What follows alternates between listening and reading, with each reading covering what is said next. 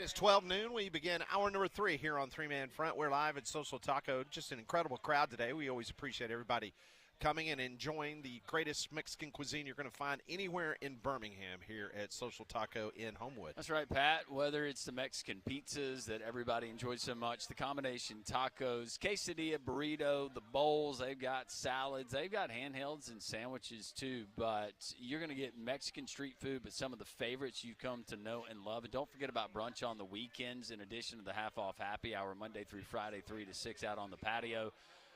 You're going to get the bottomless tapas brunch on Saturdays 10 to 2:30, Sundays 10 to 2:30. It's really easy. We're right next to City Hall in downtown Homewood. Check it out, socialtaco.bar for more information. All right, some headlines at this hour. If you're just now going out to lunch and you're just now tuning in, Billy Donovan, he has decided to exit as the head coach of the Chicago Bulls after 6 seasons. It's pretty interesting where he will end up from there because last night there was a report from a Yahoo Sports basketball reporter saying that if Steve Kerr leaves the Golden State Warriors, that the family that owns the Warriors may turn to Todd Golden down at Florida. Interesting timing. That story comes out last night, and then guess what happens today? Billy Donovan steps down. So Billy Donovan, as we remember, he won 71% of his games as the Gators head coach, 2 national championships, 6 SEC titles there in Gainesville. So we'll see where Billy Donovan ends up. But moments ago, as everyone has been waiting for Mike Vrabel, who is the head football coach of the New England Patriots, to make some type of reference about this ongoing saga with Diana Rossini. This was moments ago. This is from WBZ Television in Boston, Massachusetts.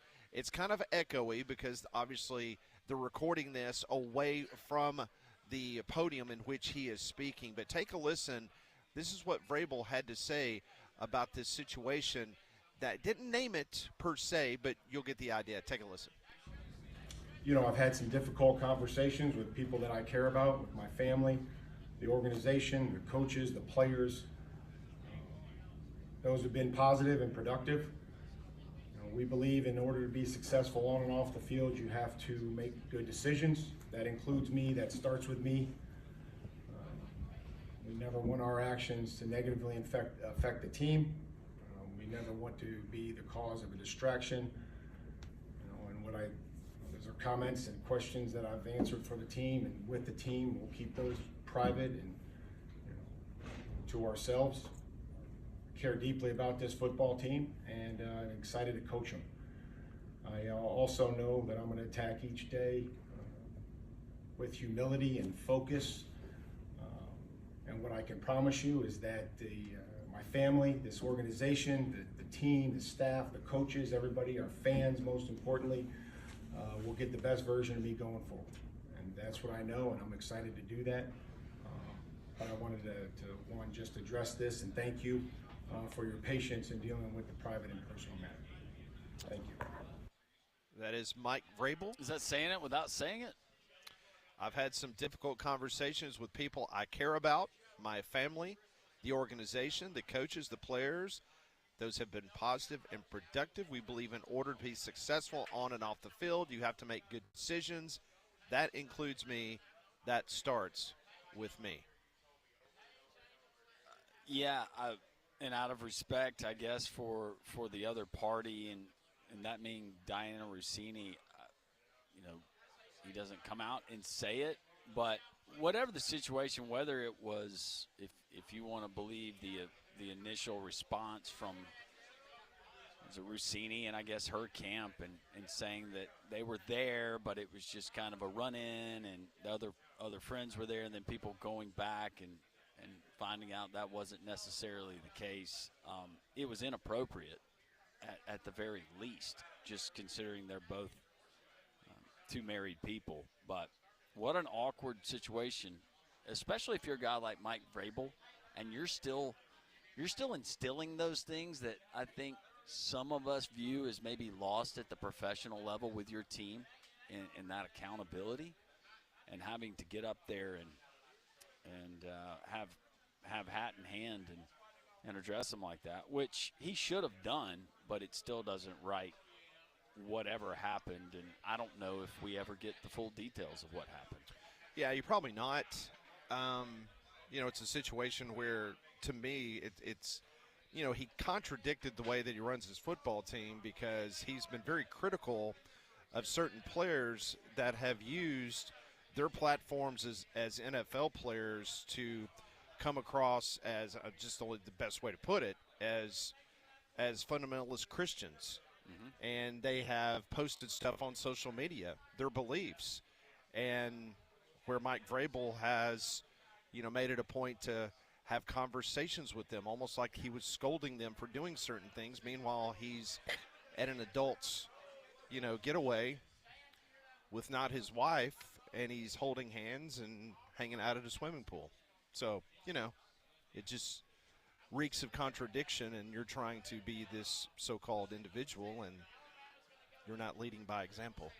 No, and still respect Mike Vrabel as a football coach, but definitely look at him differently because of what he tried to project and doing it the right way, and I'm not going to cave, and wasn't that kind of the scuttlebutt is he wouldn't cave to some of the upper management and things that they wanted to do. He knew the way to do it. He was going to do it his way, and of course going back to New England and the run they had last year, it seemed like it was all perfect, but apparently no, he lost sight of some things. NFL draft is coming up on Thursday night. That's why he was meeting with the media today, because he said he wanted to address things today so that as things get ready for Thursday night, he did not want to take away from what the Patriots potentially will be doing on draft night. So let's talk about the NFL draft. Let's go to the phones, 1-800-239-WJOX. Jay from Nashville wants to talk about the draft. Hey, Jay. What's up, fellas? It's really Arizona Jay, but I wanted to talk some pro. I want to talk some draft and some college, but first I got to ask: does Damian still work there? He does. He is. Yes. Yeah. How's he doing with all this Rossini talk? Because we all know everybody has been around for a while. Devastated. That's the It's only like word a to dream describe it. prom date right there. Yeah, he's That's devastated. Dream prom date right there. He just could not believe that Rossini was. It was devastation. It was heartbreak, but it was also jealousy.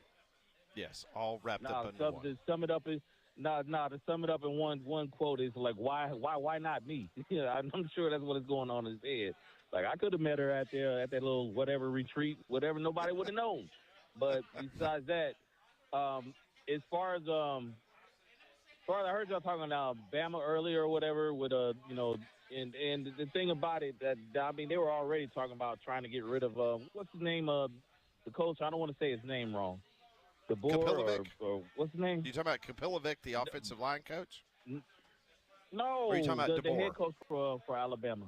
Yeah, DeBoer. Yeah, DeBoer. Yeah, it's like they're already talking about getting rid of him, and it's like, dude, come on, stop it. But the thing about it, if they have another season like last year which was not an unsuccessful season, I can see Bama fans like, oh, we need to get Mike Tomlin. We need to get Mike Tomlin down here. I can see that coming. But as far as the draft, I live in Nashville now, and it's hard kind of like listening to like pro football fans because like they're not thinking because like, yeah, everybody wants Jeremiah Love at number 4 or whatever, but it's like what kind of infrastructure that you have to support that type of running back. You know what I mean? Because like who's going to block for him? Because I remember everybody remembers when Reggie Bush was coming out, and I was living in New Orleans at the time, and everybody in New Orleans was like, yeah, we got Reggie Bush, we're going to win the Super Bowl. It's like, dude, you really don't have the infrastructure to support that type of running back. The running back they had at the time, it was either Deuce McAllister or Deuce Staley. One of his name was Deuce or whatever, and he was a bigger back. That was and Deuce their way of McAllister. running game, it wasn't Yeah. It was Deuce, yeah. And they didn't have a wide open, like, because a running back like Reggie Bush, you needed, like, something wide open. You know what I mean? That wasn't that type of offense. And I already knew, like, y'all don't have the infrastructure to support this type of running back. You know what I mean? And that's what I say to the Titans fans. Like, yeah, he's another weapon. But, I mean, you know how they say defenses win championships? No, the trenches win champions. Whether it be D-line or O-line. We saw this last Super Bowl, the D-line won that one. But when we see Tom Brady in his career, he's always had an O-line where he can go back there, drop back, take an eight-step drop back or whatever, you know what I mean, and make a ham sandwich back there, and then just finally decide to throw the football. Or the O-line was so good he could use the run as the pass. So it's like you got to focus on. I'm looking at him like, dude, y'all need to focus on trenches. You're just looking for like another toy, but like, do you have the O-line to support that? That's a good point. Well, it's kind of like let's just go this past season on the collegiate level, having a Cam Coleman, but you don't have an offense or a quarterback to get into football. Exactly. You ain't got time to get into football. I mean, he ain't even got time to get out of his breaks or whatever, you know what I mean, to support that. But another question about the college level, I'm wondering if Indiana could run it back. I don't know if they're going to – I'm not saying they're going to win another national championship, but can they make it at least back to the playoffs? I'm even looking at Ole Miss. They got Trinidad Chambliss back. Can they make a comeback? I know everybody in Nashville right now, I see them, they're all like Vandy crazy. And I'm looking at them like, okay, you know, you caught lightning in a bottle, but can you sustain this? You know what I mean? But they do have, you know, the number one quarterback coming out of high school coming over there. But I don't know if he's going to be able to make that type of magic, like as a true freshman. But it's a lot of, you know, with this new pay-to-play era or whatever. It's like there's a lot of question marks, man. It's not about the traditional teams. It's the teams that's been losers all this time now. All of a sudden, you got to worry about them. Your question about Indiana, just looking at their schedule and who they replaced and who they got out of the portal and the rest of the Big Ten, I'm not saying they run it back. I don't think they win another national title. But, yeah, if you're asking me to bet right now, I think they're in the college football playoff. I think so, too. I don't know. I'm just, you know, I am an Auburn fan. I'm just, like, disgusted in what type of decisions they've been making down there, too. Basketball and football, you know what I mean? But, I mean, the only highlight of my year, collegiate, being a college football fan or being a college basketball fan, my Arizona Wildcats went as far as they did. But as every year, they break your heart and don't make it to the, you know, they make it to the Final Four but then choke. But, I mean, I think one of y'all made the point that, you know, how Michigan had, like average age was like 25, 26. So they had, like, grown men, you know what I mean, probably had, you know, grown men playing like 18-year-olds basically, you know what I mean, which I don't say it's unfair. It's just something you got to deal with. But, I mean, it's just so many toss-ups in college, man. It's like, I don't know, you can't really make a real hot take or prediction or anything right now. You know, I don't know where to go with this. But as far Jay, as thank you for the living call. in a city where it's nothing. Oh, yeah, go ahead. Yeah, my bad. No. I was just going to say we appreciate your call, man. Thank you so much for listening up in Nashville. Have so fun many with people. all those Titans fans. Yeah, appreciate that very much. Listening on the Jock Sign. I didn't mean to cut him off. No, I know. But you did. I was just saying appreciate him joining us, as all of our listeners do on the Jock 94.5 app or watching us on YouTube each and every day. Some great points Jay brought up about the upcoming NFL draft and his own Auburn Tigers that he pulls for. All right, so I'm going to roll through this real quick, and you tell me. North Texas, you get those. This is Indiana. North Texas at home, we're going win. Mm-hmm. Howard at home, win. Mm-hmm. Western Kentucky at home, win. Mm-hmm. Let's go Northwestern at home, win. Mm-hmm. At Rutgers, if they are financially able to field a football team. That's 5-0. At Nebraska.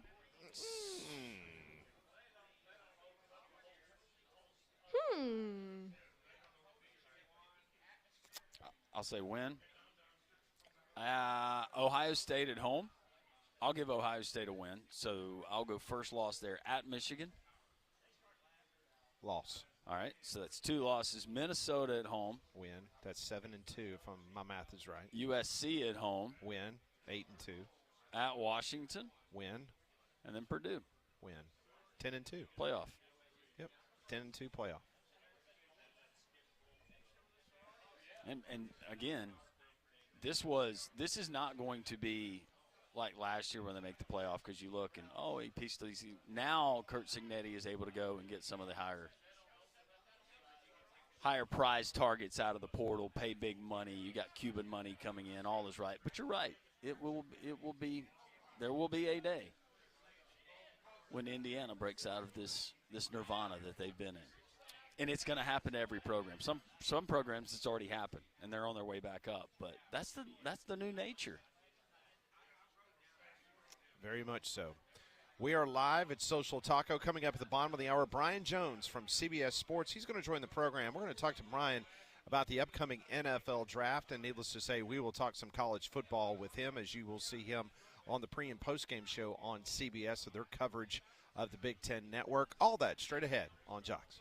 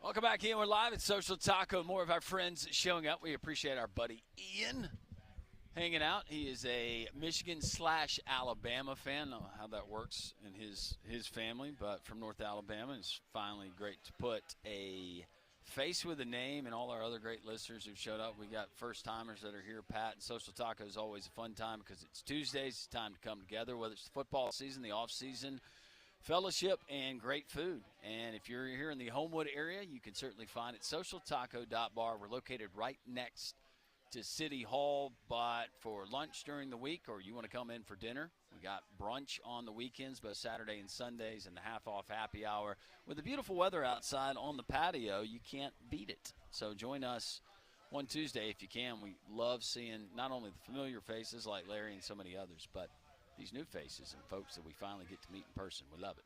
Absolutely. This week, members of the College Football Playoff Governance Committee, the 10 FBS conference commissioners and Notre Dame's athletics director, they are gathering in Dallas for their annual spring meetings. So they will be in a room for more than 15 hours over 2 days, and they will have the responsibility to govern the industry's most valuable product, which is the college football playoffs. So then the question is, will they have that discussion of expanding it from 12 to 16 to 24, whatever the case may be? But we all know that the two conferences that control the decision-making, everybody can be in the room, but it's up to Greg Sankey and Tony Petitti on what we're going to do moving forward. So it will be fascinating to see the reports and hear from Heather Dinich and the other folks that's very close to the College Football Playoff Committee on what they have to say about the likelihood, if we're a step closer, Landrum, to an expanded playoff of 16 or 24. Well, if we've learned anything, we don't hold our breath whenever they're going to go and meet. So to the original question that you posed, Pat, my guess is no, that for some reason that doesn't come up, and it takes more meetings to finally get that into the conversation piece. Ross Dellinger is reporting that the White House has chimed in, and they believe that a 24-team college football playoff would be best for America. I don't know if that's best for America. It's best for me as a college football fan. I like watching games. There's not been one person on this show that has objected to it. If it means an extra round and you have the 12 that play here and then you got the 12 that would, I say traditionally, we've been doing it how many years? Traditionally be one of those 12 out of the college football playoff field that we have now, fine. We're expanding. It's more revenue. It's more TV. You're playing extra conference games. It's more ball for us. I understand it from the coach's standpoint, but maybe at least for now it waters down some of the heat that we get. Maybe you do get someone who is clamoring that, I mean, throw it out there, Maryland deserves to be that 24th team in the playoff, but it's not going to be the teeth gnashing that we have now, especially when teams like, we'll take from a couple of years ago, Ole Miss, South Carolina, and Alabama are on the outside looking in at inferior opponents that are playing in a college football playoff. It also is interesting because I'm sitting here looking at some of the, the itinerary of what they will be discussing over the next couple of days. And the College Football Playoff Committee, they have allotted a large chunk of time to discuss the playoff expansion. No decision is expected this week. As we all know, they will play a 12-team CFP this year, but it's the following season that everybody is paying close attention to. According to Ross Dellinger of Yahoo Sports, he says among the SEC's football coaches and athletic directors, there are public and private signals of support for a 24-team playoff. In fact, some believe a majority of each of those groups would be in favor of such, as well as the elimination of the league's conference championship game, the latter of which Alabama AD Greg Byrne and Georgia coach Kirby Smart voiced publicly last month. Yeah, if you're going to take the game away, me, selfishly, if you're saying, okay, well, what do you need if we're going to take that SEC championship? I need games to fill that spot, meaningful games to fill that spot, whether it's a playoff or a play-in. If we have them from the Power Four, you would include the non-Power Four, fine with me. I just don't want that void where that game has naturally fallen.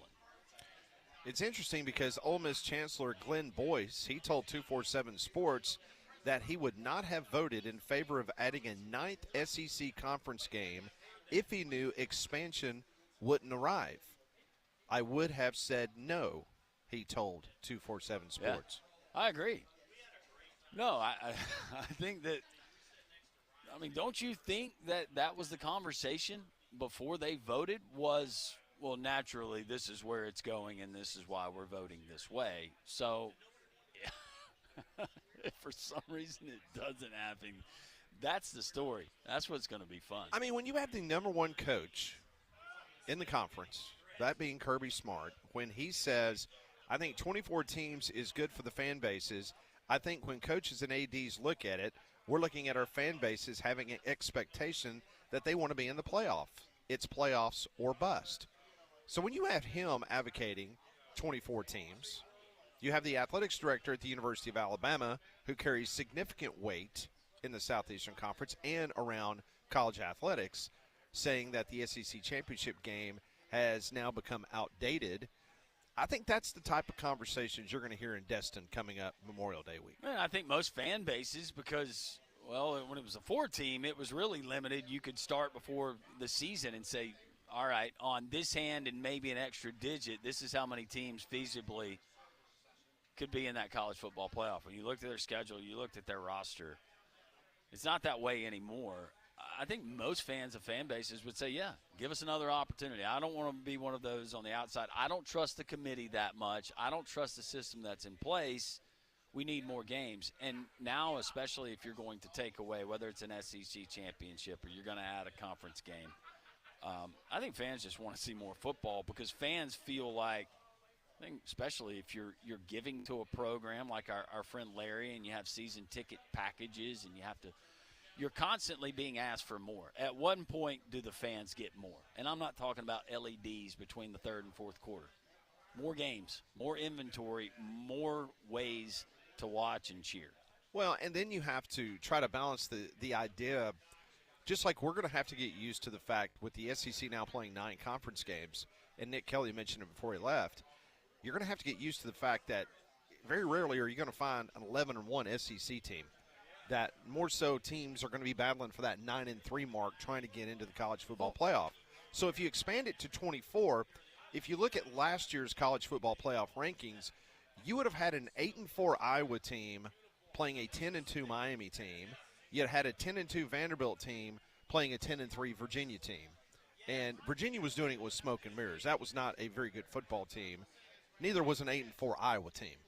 But that's the teams that you're going to see in an expanded college football playoff if you go to 24. And that's fine, because look how close we got to putting one of those into a 12-team. I would much rather see one of those teams, and you know, the process of elimination, cream, most of the time it's going to rise to the top. Those teams are going to be found out for who they are if they're a paper tiger. Yeah, and then you would have 3 lost teams last year, like Georgia Tech, Houston, and Michigan, all making the college football playoff. And I'd have been okay with that. I kind of wanted to see Georgia Tech play a little more football last year. Michigan, I'm sorry, I don't really. I did not have any inkling to watch Houston play a football game. Houston, no. Case-by-case basis. But, yeah, I wanted to see Georgia Tech play some more. That was a good football team. I think that would have been fascinating with their style and how they matched up with certain teams in that playoff. Give me more football. And, hey, by the way, if we're going to pay you $4 million to play quarterback, I want to add that game with LSU or Tennessee. I don't want to watch you for a quarter and a half go and wax, whoever, Illinois State. Yeah. Whoever it was they played.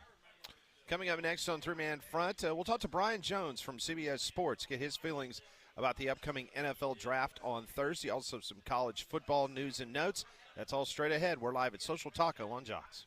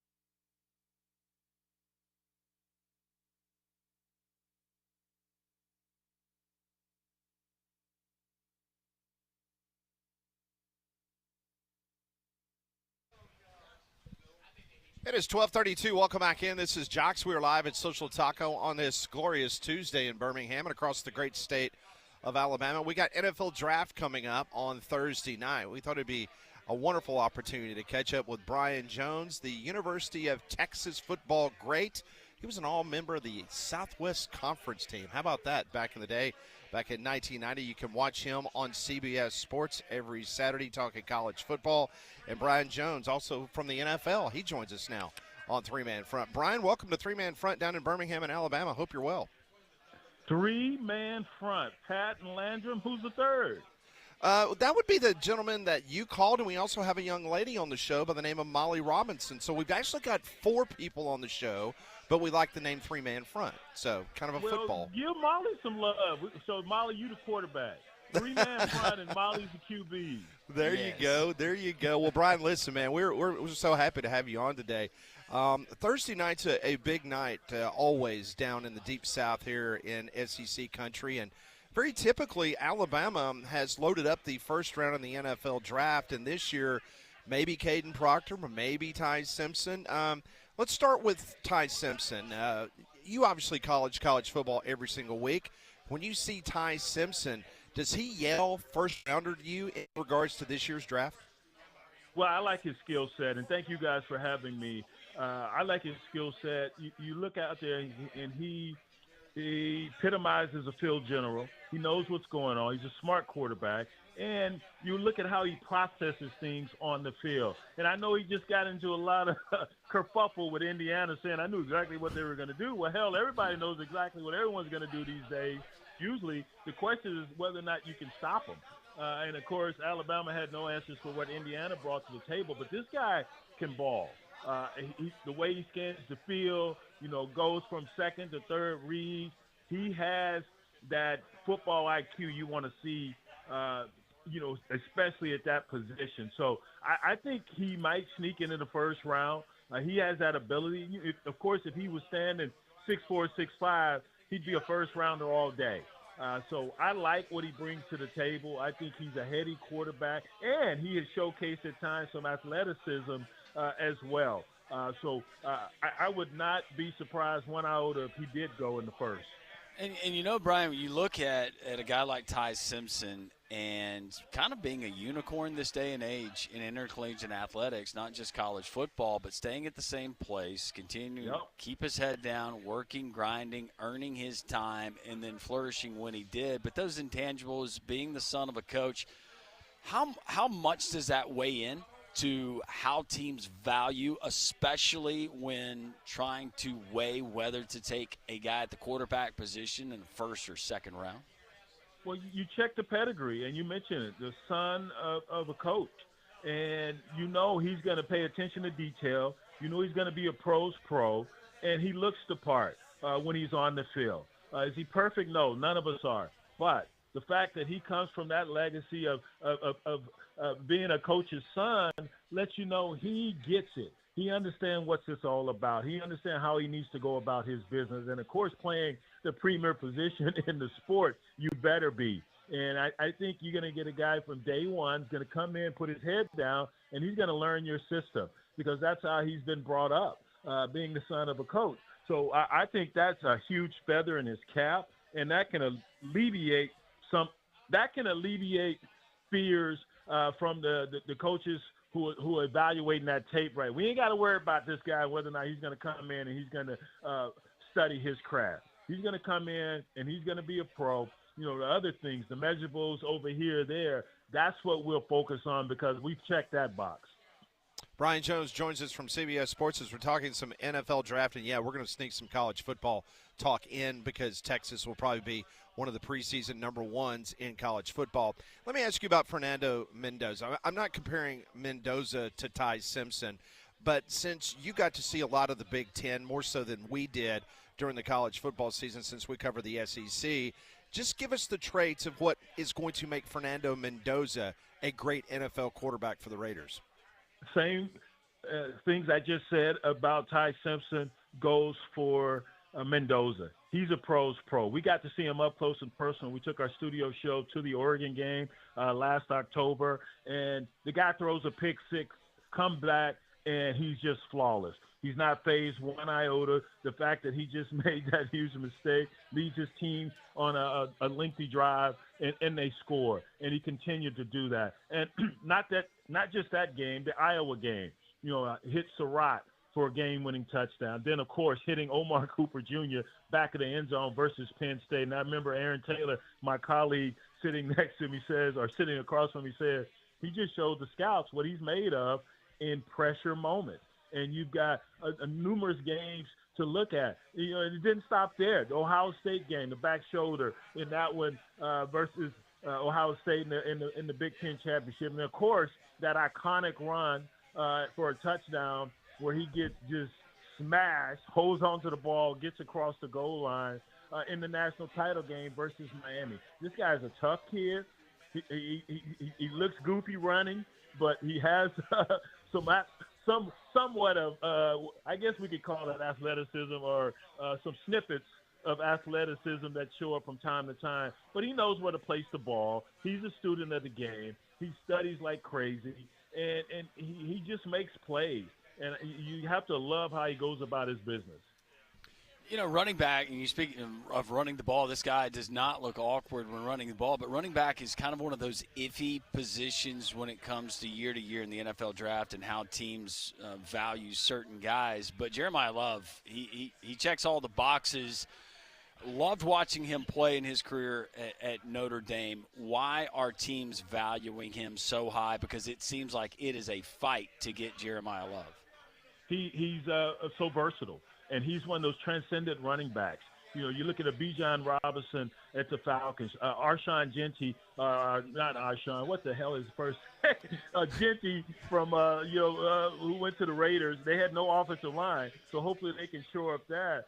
Ashton Genty, a year ago from Boise State. Those type of guys, that's where Love lives in that same category because he can catch the rock. And you always tell those returners, make that first guy miss. Well, Love can make the first, second, and third guy miss. He's got crazy hops. He played hurt 2 years ago into the season and into the playoffs.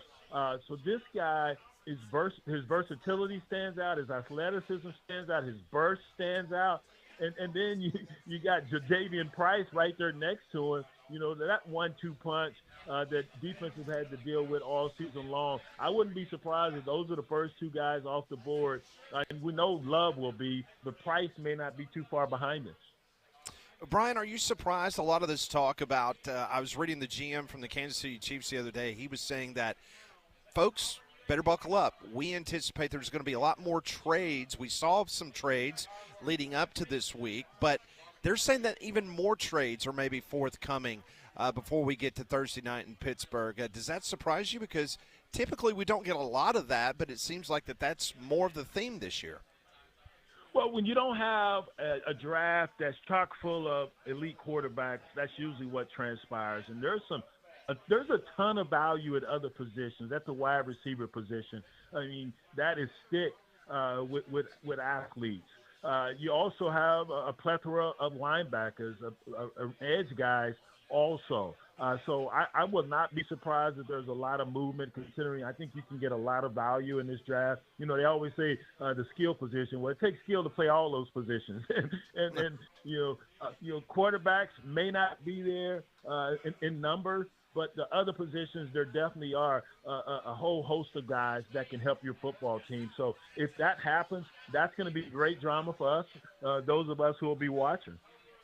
Right, and it doesn't happen necessarily every NFL draft, but occasionally we'll get one of those, whoa, the collective groans, like, what, wait, what just happened? And that kind of thrills me as a viewer. Who are some of those potential guys where you could see if things worked out, not being named Ty Simpson, could be one of those guys that brings one of those collective groans? Listen, I'm going to be sitting there with you waiting to say exactly what you did. Whoa, that was out of left field, wasn't it? I'm not sure who that guy would be, but everyone, eyes and the beauty is in the eye of the beholder. And, Sure. and all these guys think they can fix someone, and you might have him down on your draft board. Someone else might say, hey, I like this guy, something about him. It's subjective, as we all know. And so someone might be, not even listed in the first round, and someone will go up and pick him. Might move up to get him because they just love and covet some aspect, some characteristic of this particular guy's game. So that occurs occasionally, not as often, but it might happen. I don't know who that guy would be at this juncture sitting here, but I know these coaches, man, and whether it's drafting or going and get a free agent, they all believe they can fix a guy until they can't.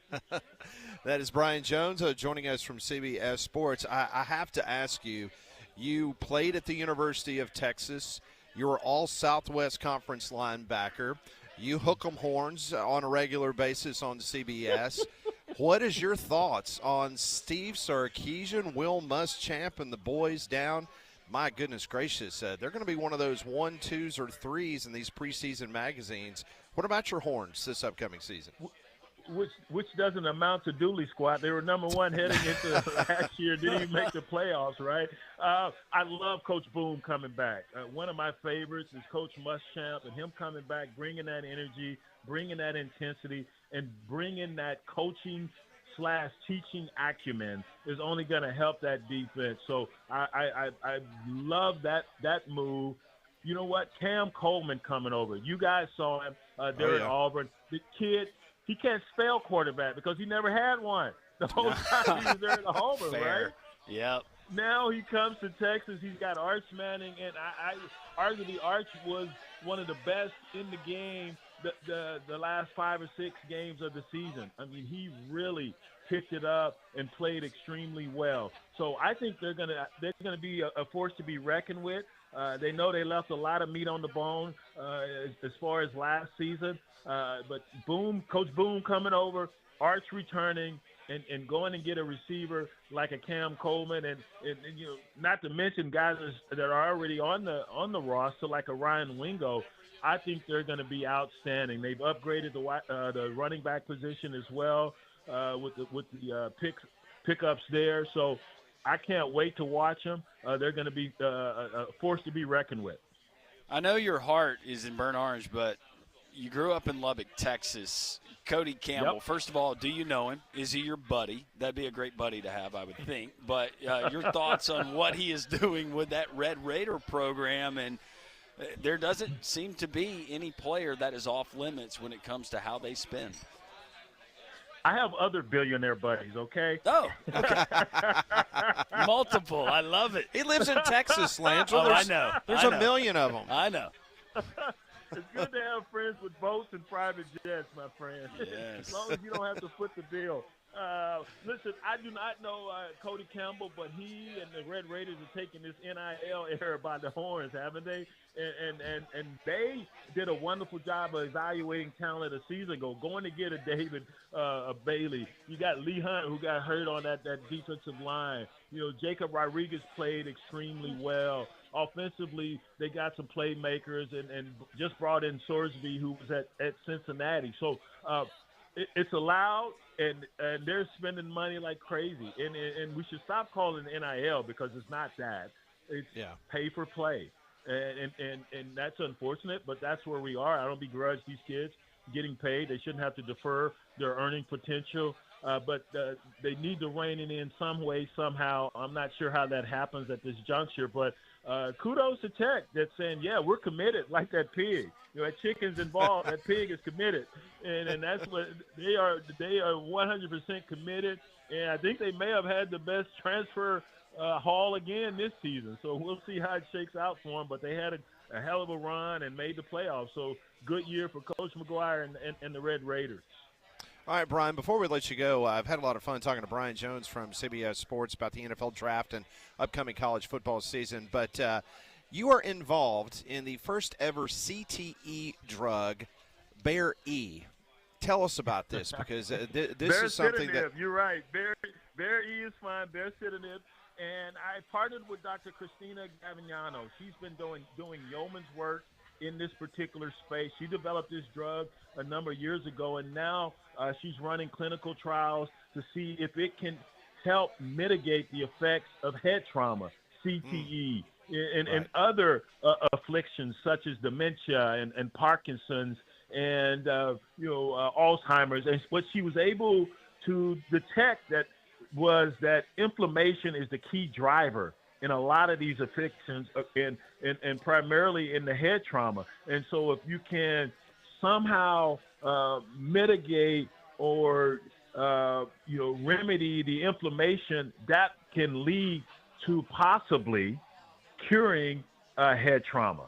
So that's what those are the efforts that she's making in that particular area, and we're hoping that baricitinib could be the holy grail for helping mitigate some of the issues associated with brain trauma and other afflictions. That is just a worthwhile cause. There is no question about it.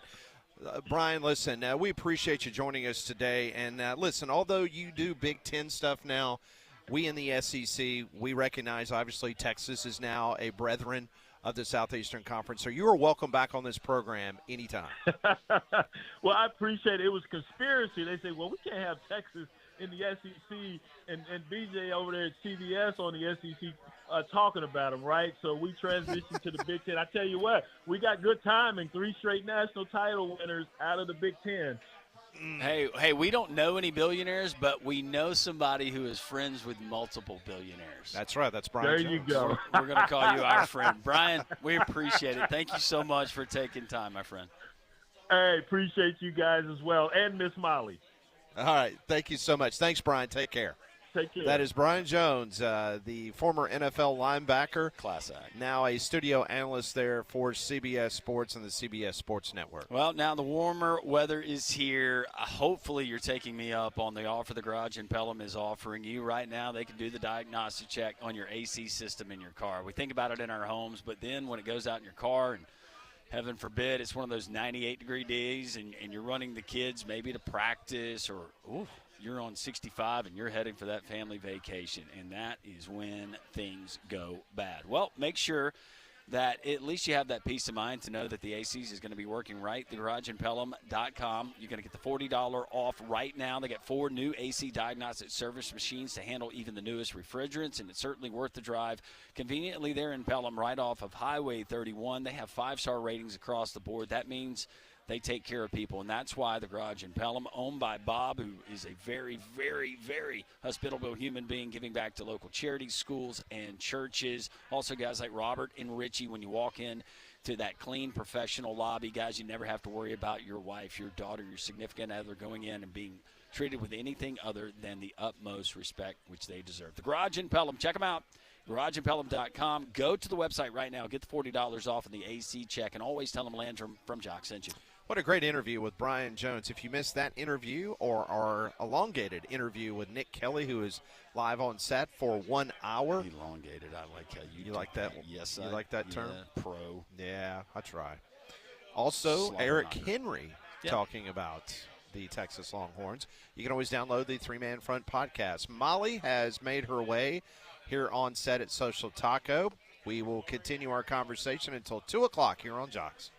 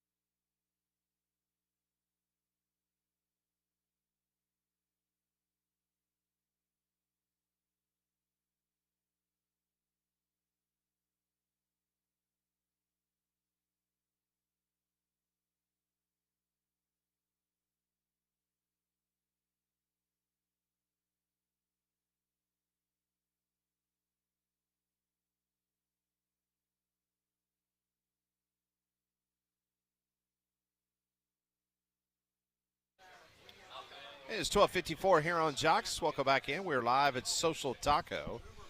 At the top of the hour, we will talk to Dimitri Ravanos, our North Carolina bureau chief, here on Three Man Front. You know what? Yay. I felt like we could have gone there. We didn't have time. Time didn't allow. But growing up in Lubbock, I was going to ask him about just growing up in Lubbock, number one.